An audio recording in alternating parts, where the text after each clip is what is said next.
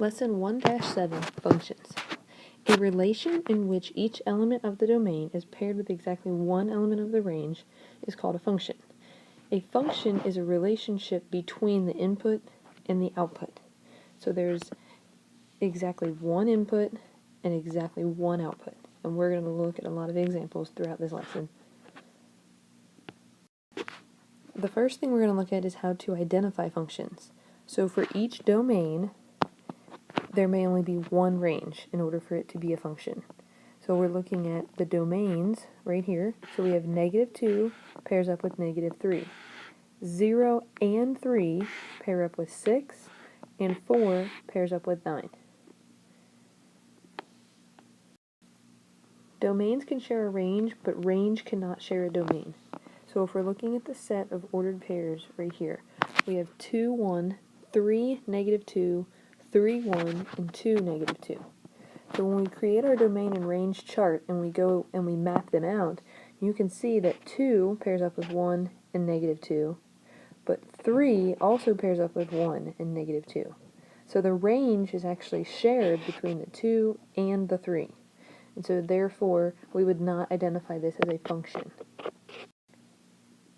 Pause the video to determine if the ordered pairs below are a function or not.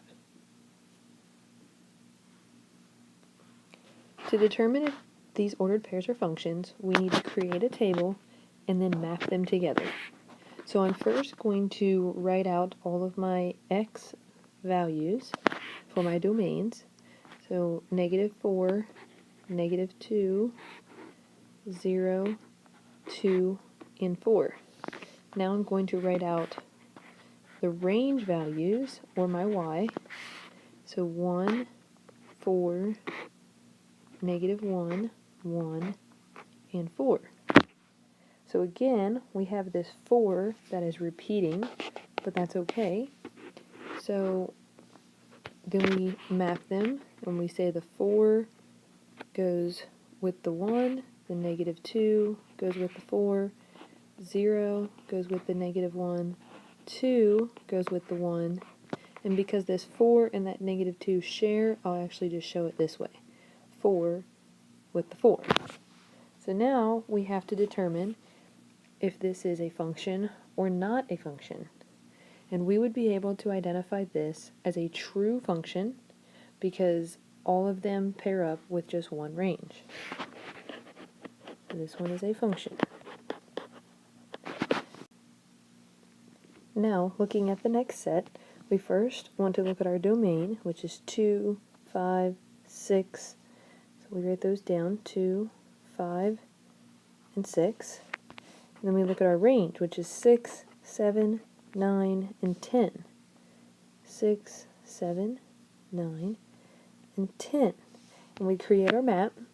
The 2 pairs up with the 6, the 5 pairs up with the 7, and now we have the 6 that pairs up with the 9 and the 10. But we've previously talked that you cannot have a domain that pairs with two range, so this answer would be not a function.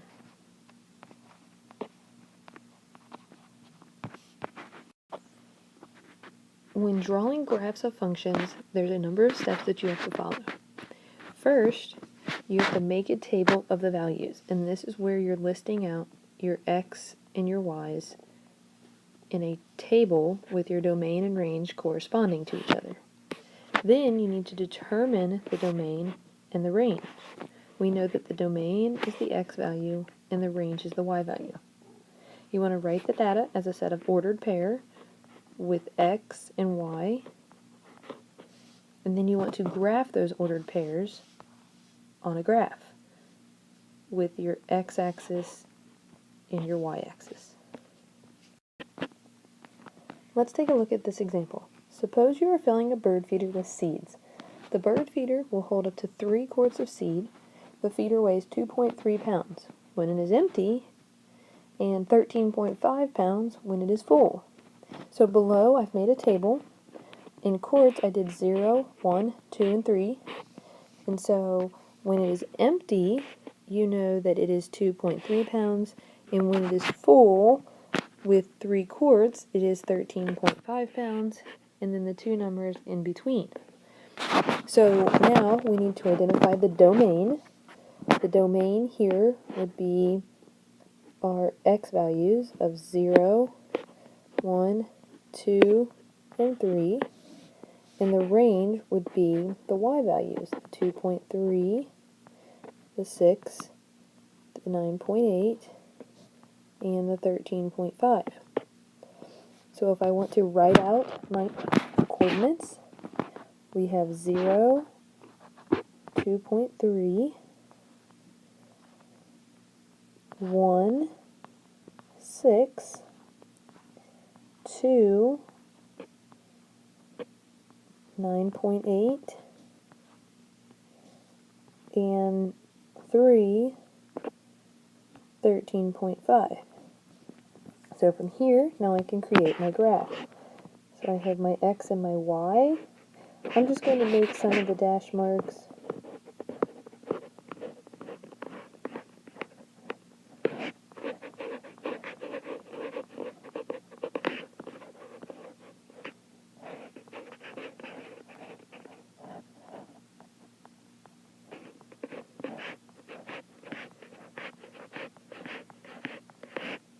Okay, so I just made 10 on each side. I know we're going to need a little bit more than 10 for the 13.5, but we can estimate. So our first set of ordered pairs is 0 on the x and 2.3 on the y. So we go over 0 and we go up approximately 2.3. Now we have 1 on the x, so we go over 1, and then we go up 6. It's about right there. Then we have over 2 and up 9.8.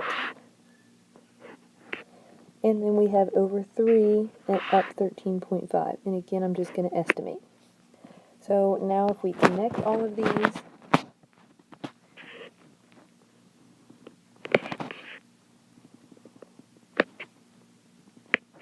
we have now graphed our function.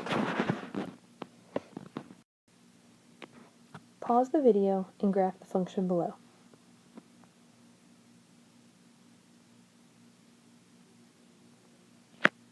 The table shows the total enrollment in U.S. public schools. So here you have the school year, and then you have the enrollment in thousands. So I've already created the table. Now we just have to write our ordered pairs. And so we're actually going to represent the domains. Instead of using a time frame, we're just going to identify them in terms with 0, 1, 2, and 3. So for my first set, it's going to be 0, 48,560, then 1, 48,710, then 2, 48,948, and then 3, 49,091. So when we go to create our graph on the next slide, we're going to use those and we're going to plot them on the actual school year, but with the enrollment numbers up the side. And I'll show you what that looks like in just a moment. So we could create a graph like this in order to graph those ordered pairs. Again, we're going to use the actual date ranges in place of the domain 0, 1, 2, 3, but all I did was copy over those ordered pairs from the previous slide to this one. So if we want to graph our points, we first want to find 0, which we're corresponding with the 2004-2005, and 48,560. And I counted up by 250, starting at 4,800. So 560 would be approximately right here. 2005-2006 is the domain of 1, so 48,710. 2006-2007 is domain 2, 48,948.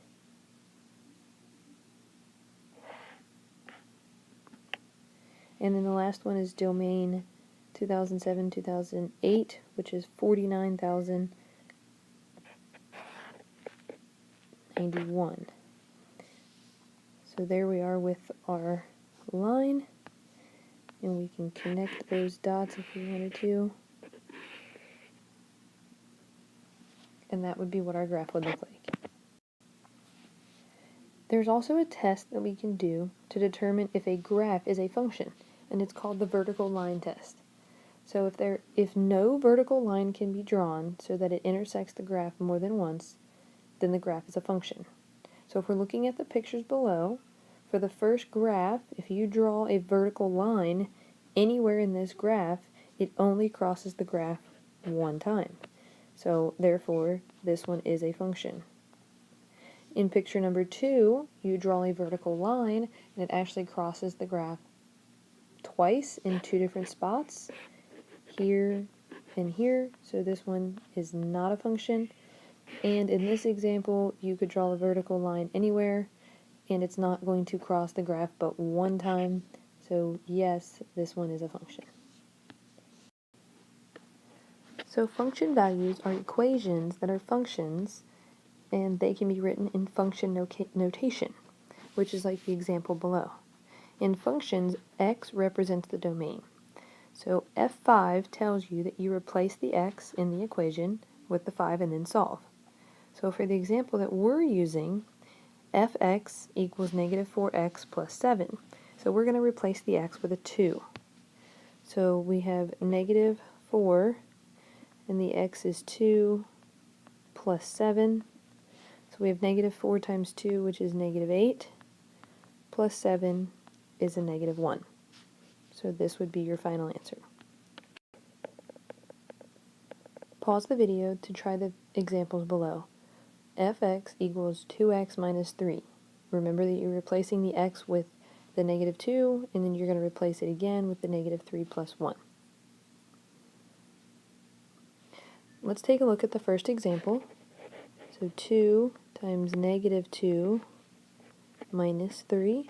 So we have a negative 4 minus a 3.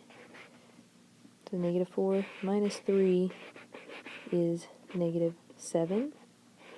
So that's our first answer. And then down below, we're now replacing the x with almost an equation. So you have 2, then you're replacing negative 3 plus 1 minus 3. Order of operations, you always do what's in the parentheses first. So negative 3 plus 1 is a negative 2 minus 3. And so, again, we get the same answer.